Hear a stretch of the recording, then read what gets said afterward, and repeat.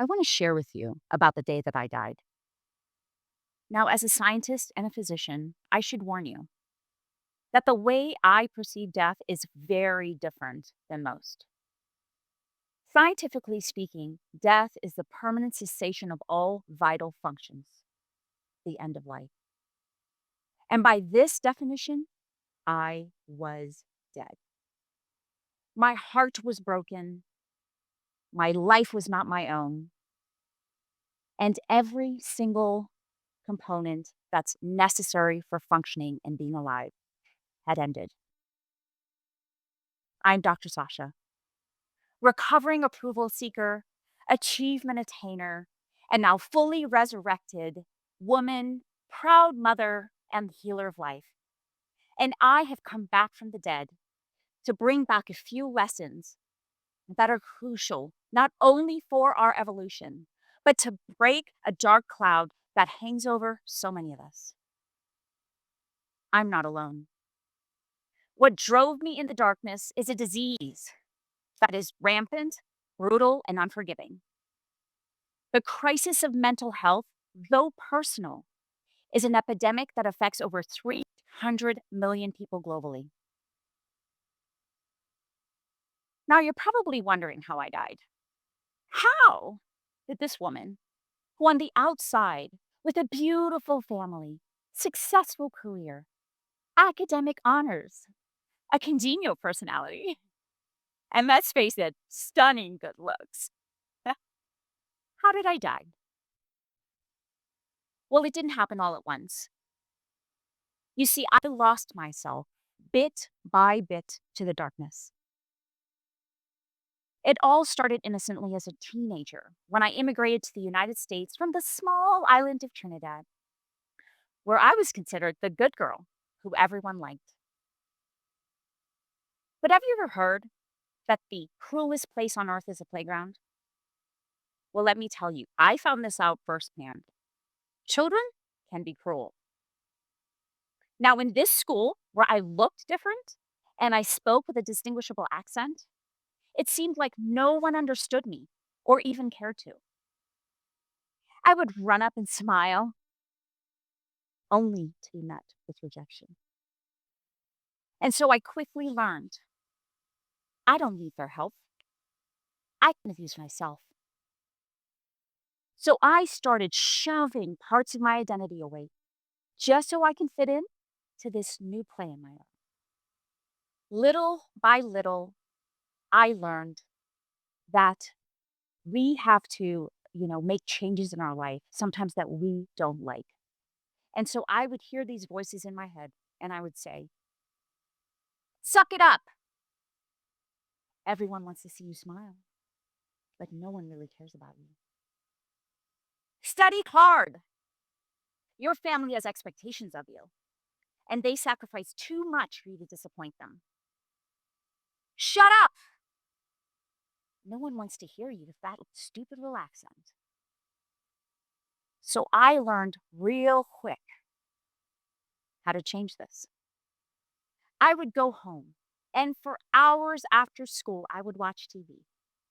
And I would follow their lips, word for word, and made sure every single word was pronounced correctly. And before you knew it, I sounded just like them. You see, the insidious little thing that happens when you start to reject yourself is a form of self hatred. If I couldn't get them to like me, I could at least get them to accept me. Self hatred is not just found in cutting or suicide attempts, but in the subtle forms of self rejection people practice every single day. It is when we decide to change ourselves in order to fit in. Now, you know what would get them to like me? They would for sure accept me if I got married and had a family.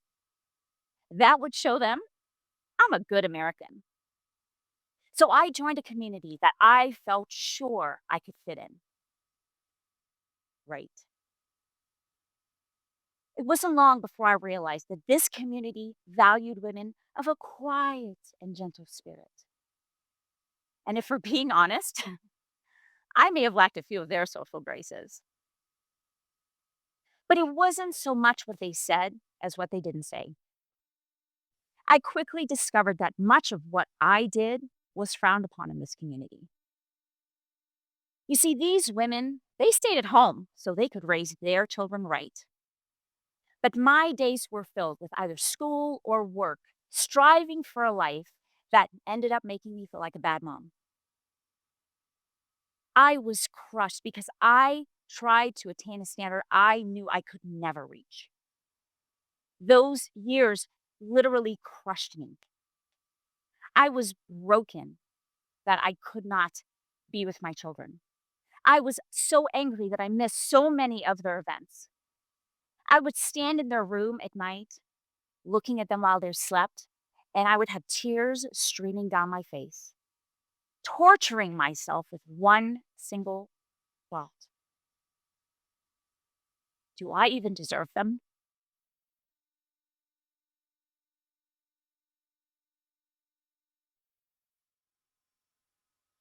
Now, one thing I never thought about in my younger years was marrying up. And I mean way up. He was 6'9" and I was all of 5'1". And what woman doesn't want to be rescued by a tall, handsome knight to take away all of her fears and insecurities? But soon the nightmare started. Within 2 years of marriage, and despite my hectic schedule, I had to become the breadwinner.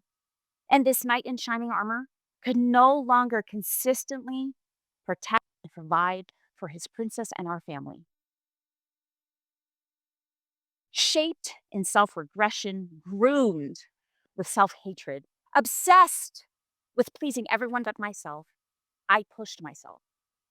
Until one day I said, "You need to call the ambulance." Before you knew it, I was fighting for my life in the ICU.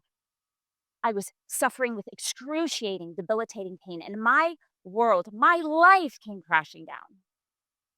For years, I had betrayed my body, and now my body is betraying me. Years of pushing myself physically, mentally, emotionally, and financially had finally taken its toll. We live in a society that is constantly trying to shape us into versions of ourselves, fragments of ourselves. And what ends up happening is we end up dying 1,000 deaths daily, pressured by fear, struggling to live authentically, driven to become someone we hate. The pressures of all of this left me so dead inside, and I was filled with depression, anger, and self hatred. That were I not hospitalized when my body failed me, I may have taken my own life. But this isn't a message of despair. You see, I have brought back for you 3 lessons that, if you can tap into these, will absolutely help to set you free. The first thing you need to know is this: it's trauma that activates your human spirit. And when your human spirit is activated, you get to step into who you truly are. You see, that little girl who doubted who she was and lived in self rejection and hatred, she was always strong. And that woman who just was torn and worried about her role as a mother and struggled with feelings of unworthiness in motherhood, she was always good enough.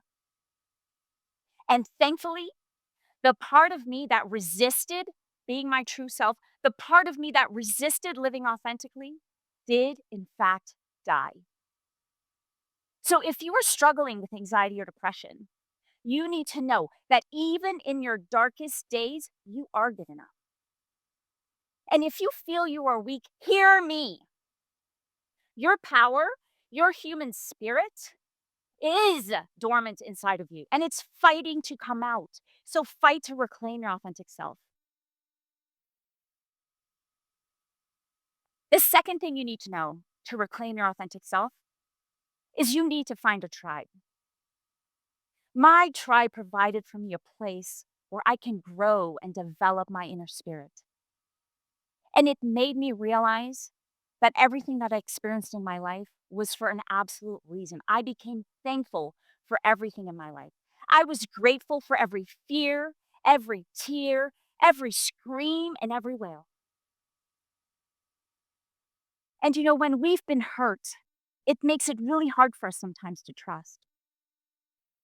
But here's what you need to do: you need to have an understanding that you were not hurt by all. And there are more people who heal than hurt. If you want to fly and soar, you need to be open to finding your tribe. Yes, I was hurt. Yes, I was damaged. Yes, I was left for dead. But I needed to believe that there are people out there who would walk with me and who would help reinvigorate my faith in humanity. So find your tribe.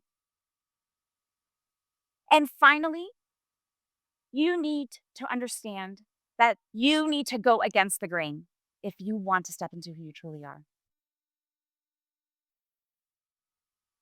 One of the things we need to understand is there are people who are fighting to take away our authenticity every single day. Let me tell you one last story. After years of medical problems, I was faced with needing surgery, where the common thing to do is to take opioids for recovery. Here's what I know: opioids significantly affect your ability to function, is highly addictive, and its use permanently changes your brain. And I need my brain. As a global leader in medical cannabis, I knew that this treatment was the better option for me to use in recovery. And yet I struggled with feelings of peer pressure because of the stigma that is still associated with its use, even as a medical treatment. Ironically, I had to be on stage 5 days after my surgery, where I was going to present to a room full of people on my unique expertise, on how medical cannabis can help treat mental health conditions, specifically emotional and physical pain, which traditional medicine so oftentimes struggles to treat. And it was this medical cannabis, this scorned natural healing plant, that allowed me to get up on stage and share my gift and knowledge with others. My choice was to go against the grain.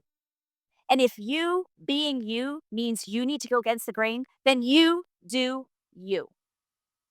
Now, when I'm given an opportunity to give an opinion that is not popular or accepted or widespread, I refuse to be silent.